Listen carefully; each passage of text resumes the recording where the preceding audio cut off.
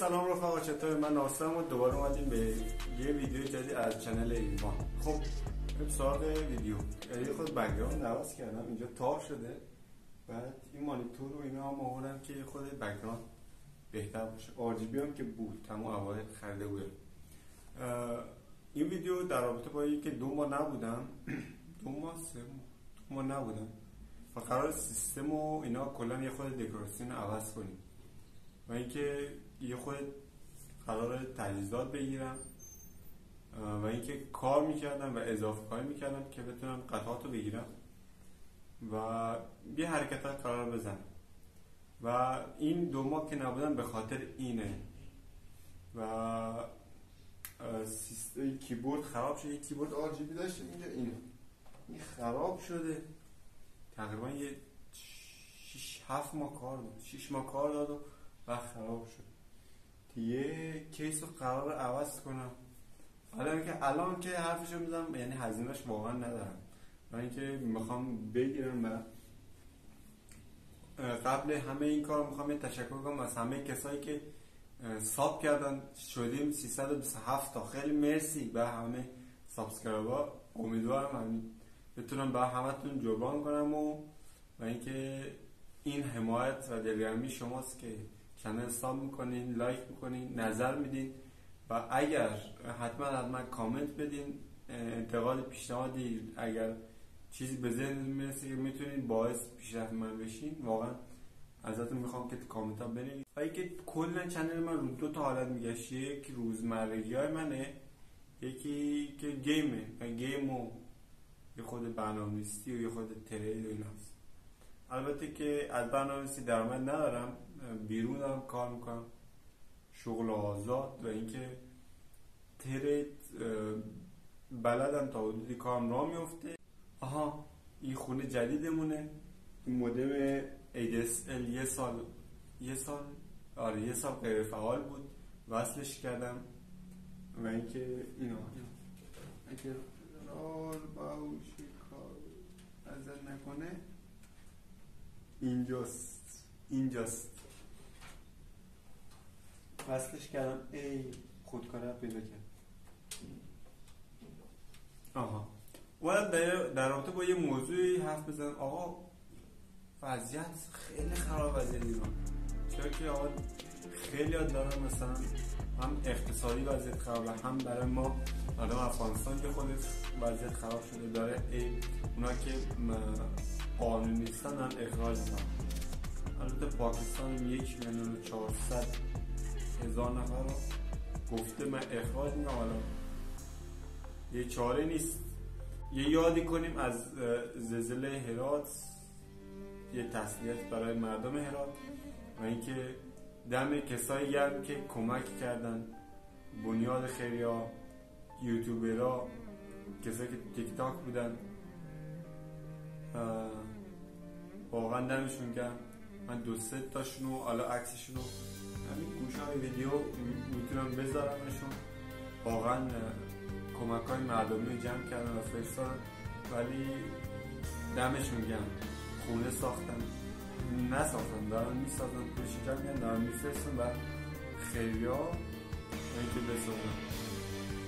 بنیاد قمر بود، یکی از تیک تاکرها کمک های مردمی جمع کرد، فرستاد به اونا و قرار برای زلزله زده‌های هرات خونه بسازن. دمشون گرم، واقعا یه کار خیلی خوبی کردن. و آقا قرار ما توی این ویدیو همین اتفاقات 2 ماه گذشته بگم و از این به بعد دوباره یکی ویدیو بزنم. چرا من نیستم؟ خیلی از بچه‌ها پرسیدن چرا نیستی؟ علتش اینه که من خب شغل آزاد دارم، بیرون کار میکنم. همه این نمود دستگاه که اینجاست واقعا هزینه بره و اینکه من برای هر ویدیو که میخوام بسازم، اولی که تو ایران یوتیوب فیلتر VPN میخواد، VPN باید اختصاص بگیری. این VPN های تکی توکی درست کار نمیده. بعد برنامه‌نویسی من کار میکنم، الان میخوام یه استارتاپی انجام بدم، یه حرکت بزنم، خب اینا دوباره هزینه میخواد. استریم واقعا میخوام، یکی از هدفم اینه که استریم کنم، ولی استریم هزینه خیلی بالا داره. مثلا من الان یه میکروفون میخوام، یه دوربین میخوام، یه مودم TDLT میخوام. این مودم ADSL سرعتش تو ایران حدوداً 2 مگه سرعت دانلودش 2 مگه، آپلود زیر 500 کیلوبایت. اینطوریه که اصلا آپلود نداره.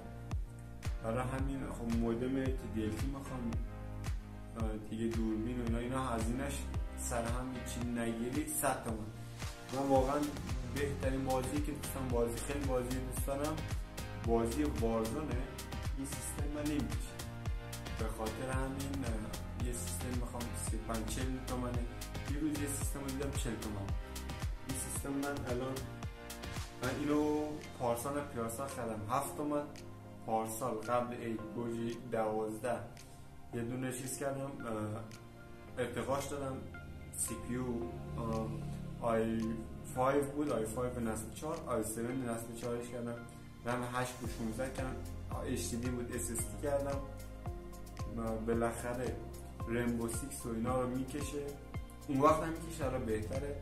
گرافیکش دوگیه و اینکه خیلی سیستم خوبی نیست ولی کار منو برای این فعلا اول ابتدای کارم، واقعا ابتدای کار نیستم. الان 2 سال میگذره من چند یوتیوب زدم. دمتون گرم حمایت میکنید. ساب دارم، واچ تایم هم 2000 تا شده، 1000 شده، 2000 تا هست و حدود 60-70 تا ویدیو هم آپلود کردم. و اگر فیلم واقعا ویدیوی باید بسازم در باید کامپیوتر و باید سیستمم روزمرگی تو کامنت ها بگین، نظر بدین و اگر فیلم کنید چیزی من باید ارتقا بدم درست کنم. خیلی ممنون میشم که وطندارا عزیز، دوستا عزیز، همه ایرانی ها که همه با هم رفیقیم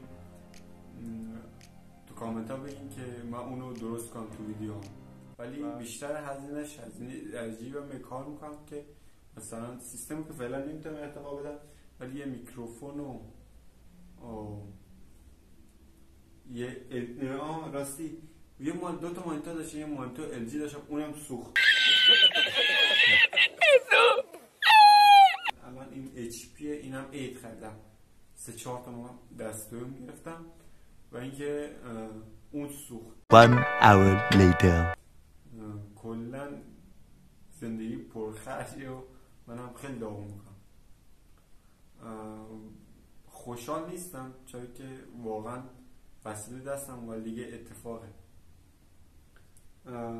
این خونه جدیدمونه، این اتاق رو من فعلا گرفتم، الان زمستون شد، سرد شده، واقعا سرد شد. و اینکه بچه ها حمایت کنید، برسید به 500 تا واشتایم بالاخره بالا میره.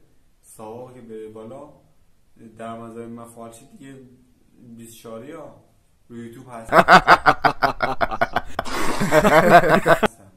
سعی میکنم باشه. و اینکه مرسی برای حمایتتون. وقت نمیگم، خیلی هم نمیخوام ویدیو طولانی بشه. یه مختصر چیزایی میخواستم بگم که چرا این مدت نبودم و اینا. تا ویدیو بعدی، خدا نگهدار.